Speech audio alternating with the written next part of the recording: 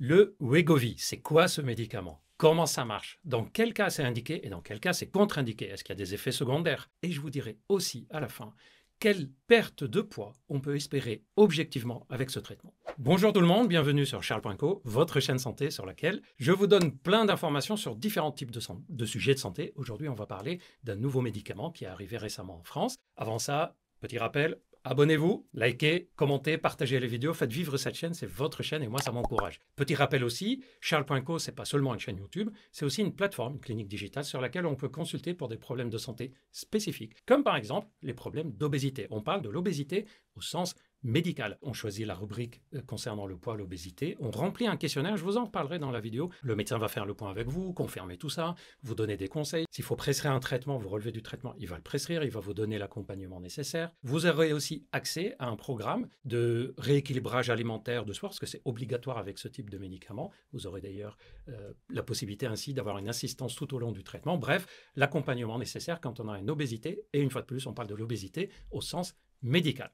Et justement, puisqu'on parle de l'obésité, c'est rare que je vous fasse des vidéos sur un médicament. Mais ce médicament-là fait beaucoup de bruit. Ça fait plus d'1 an qu'on en parle alors qu'il n'était pas encore arrivé en France. Là maintenant, ça y est, il est disponible. Et les médecins sur Charles.co, par exemple, peuvent déjà le prescrire. Les médecins de ville aussi. Les médecins dans les centres d'obésité. Et c'est un médicament qui fait du bruit, soit parce que certaines personnes disent « attention, c'est juste un coupe-faim comme les autres ». D'autres, des experts, disent « attention, ça va être une révolution. C'est quelque chose qui va changer la prise en charge des patients en situation d'obésité ». Alors, ça m'a paru important de vous faire une mise au point sur ce médicament. Dans cette vidéo, on va aborder 7 points. C'est quoi? Comment ça marche? Dans quel cas c'est indiqué?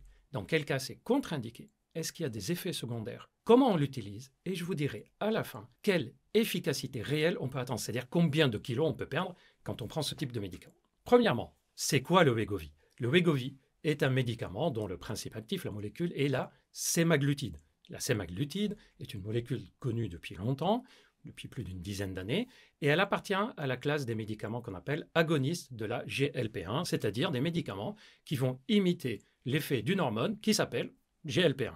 C'est une hormone qui est impliquée dans la régulation du système de la glycémie, du sucre dans notre corps, et aussi dans le système digestif et de la satiété. On va en reparler. Cette classe de médicaments, agonistes de la GLP-1, a été utilisée pendant longtemps dans le traitement du diabète. Et c'est parce qu'on a remarqué son effet sur la perte de poids qu'ensuite, cette classe de médicaments a été testée chez des personnes en situation d'obésité sans diabète.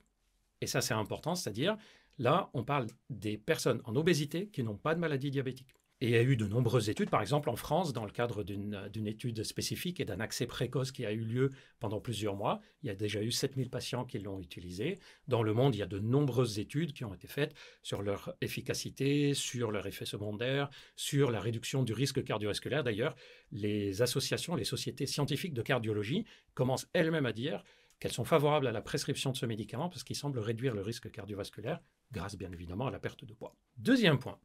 Comment ça marche? On vient de dire que c'est un médicament qui va imiter dans le corps l'effet de l'hormone GLP-1. Qu'est-ce qui se passe quand on imite l'effet de cette hormone? 3 choses.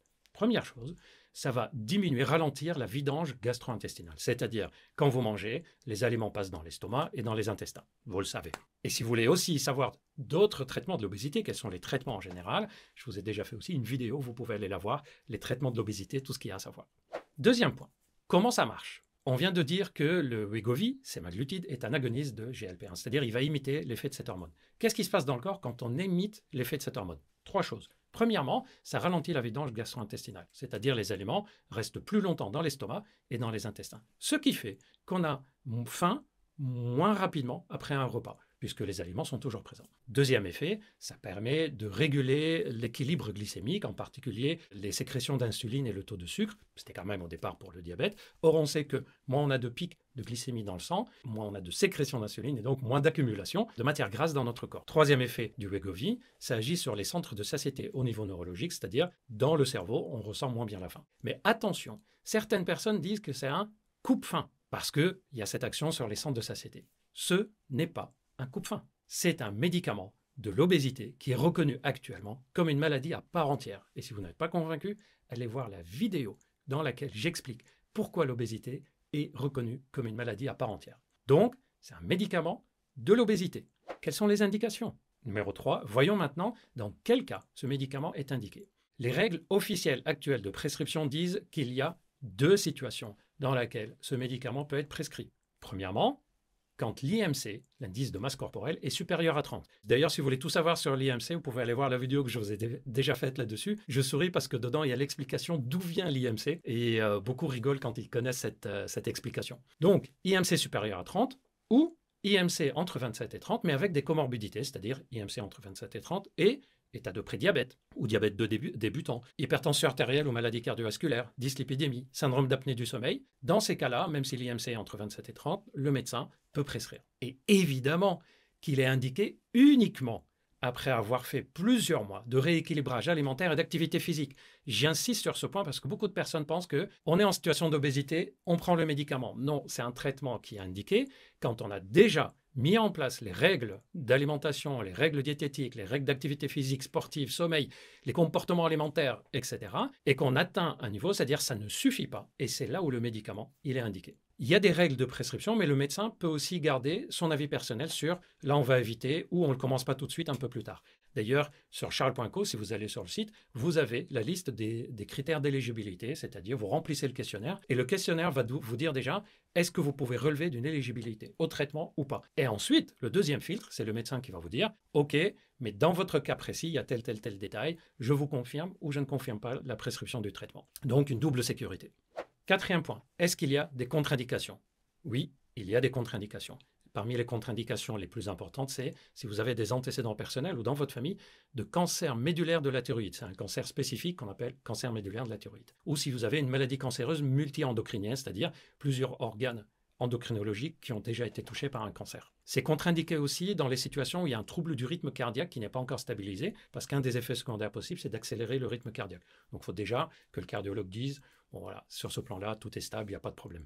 D'ailleurs, petit rappel, les cardiologues eux-mêmes commencent à dire qu'il faut prescrire ce traitement en respectant les règles de prescription, puisqu'il y a une réduction du risque cardiovasculaire grâce à la perte de poids. Au fait, je vous ai déjà fait une vidéo dans laquelle j'explique quelles sont toutes les complications, tout ce qui peut arriver médicalement quand on est en obésité. Et parmi ces complications, il y a le risque cardiovasculaire. Il y a aussi une contre-indication en cas de diabète de type 1, contre-indication en cas de rétinopathie diabétique, contre-indication dans certains troubles psychiatriques, contre-indication avec la grossesse. Il y a une liste de contre-indications très précises. Et ça aussi, sur la plateforme charles.co, le questionnaire de départ permet de repérer pour vous dire est-ce que dans votre cas, il y aurait une possibilité de prescription ou pas.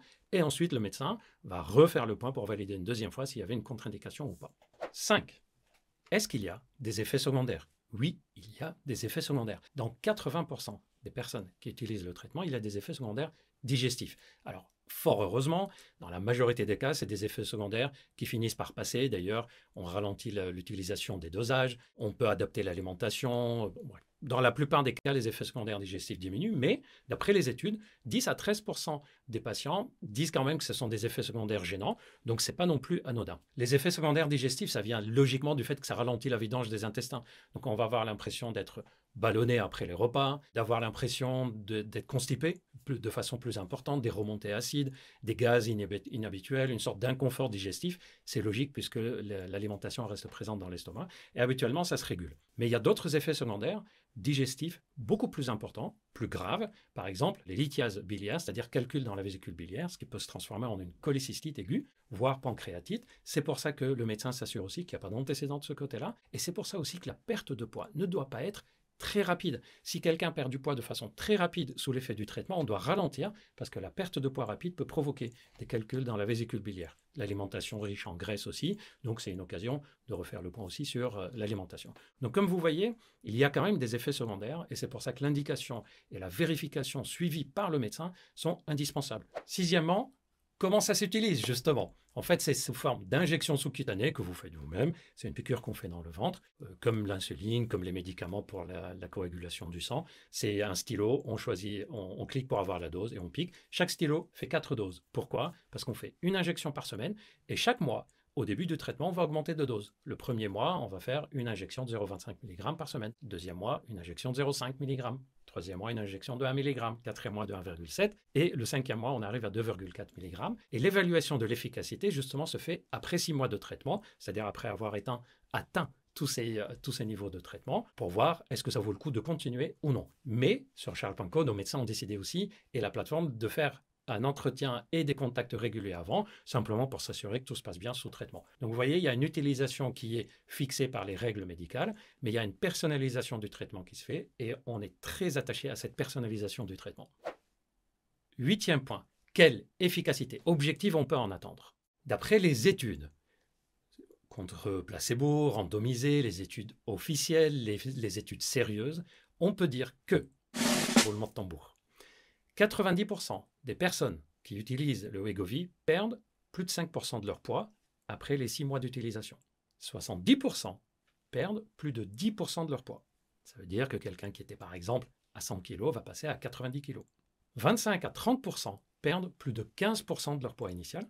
Et il y a 6 à 8% qui perdent plus de 20% de leur poids initial. Ce sont ces histoires-là, je pense que vous avez peut-être lu à droite à gauche, j'ai perdu 30 kg, etc. Je sais que vous allez avoir tendance là immédiatement à comparer par rapport à un régime simple. Et il ne faut pas. Pourquoi? Parce que ces personnes qui ont perdu 5, 10, 15, 20% de leur poids, ce n'est pas comparé à un régime. Ce sont des personnes qui ont déjà fait des rééquilibrages alimentaires, régime assez adapté, activité physique sportive adaptée pendant au moins 6 mois et qui n'arrivent plus à perdre de poids. Donc, ce sont des pertes de poids en plus de ce qui s'est passé lors du rééquilibrage alimentaire. Pour le moment, la règle de savoir combien de temps on l'utilise, elle est laissée quand même assez à l'appréciation du médecin, en fonction de l'évolution, quelqu'un qui a perdu du poids rapidement, pas rapidement, 1 an, 2 ans de traitement en général. Est-ce qu'on peut arrêter, reprendre? Toutes ces règles-là sont en train d'être mises au point parce que ce sont des médicaments qui vont être très utilisés très probablement dans le monde et donc on va adapter aussi les règles d'utilisation, je parle au long cours, à ce qui se passe sur le terrain. Voilà, j'espère que cette vidéo vous a plu, que vous avez appris des choses sur ce médicament, que ça vous paraît plus clair. Si vous avez un doute, vous consultez ou vous téléconsultez. Si vous voulez simplement vérifier vos critères d'éligibilité, vous pouvez aussi le faire, les critères d'indication donc ou de contre-indication sur le site charles.co ou demander à votre médecin. En tout cas, en situation d'obésité et avec des conséquences sur votre santé, je vous conseille de ne pas rester seul à essayer de vous dépatouiller alors que vous n'y arrivez pas, mais de demander l'appui de spécialistes, que ce soit des nutritionnistes, que ce soit juste sans médicaments, avec accompagnement, n'importe quelle autre prise en charge, mais de vous soigner, de prendre soin de vous. Et justement, je vous souhaite une bonne journée, bonne soirée en fonction de l'heure à laquelle vous regardez. Prenez bien soin de vous. À très bientôt.